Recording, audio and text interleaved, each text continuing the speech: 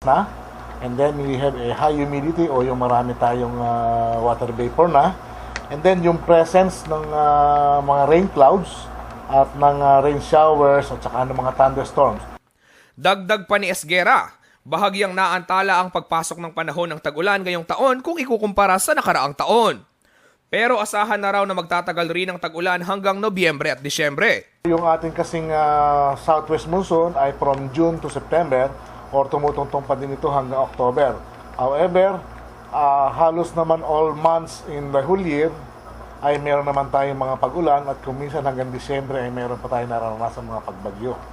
So aasahan natin yon. Wala pa naman umanong bagyong namamataan sa paligid ng bansa, subalit may binabantayan ng pag-asa sa posibleng bambong low pressure area na papasok sa Philippine Area of Responsibility. Kung tuluyan man itong maging bagyo, papangalanan umano ito ng pag-asa na bagyong Emong. Paalala ni Esguera sa ating mga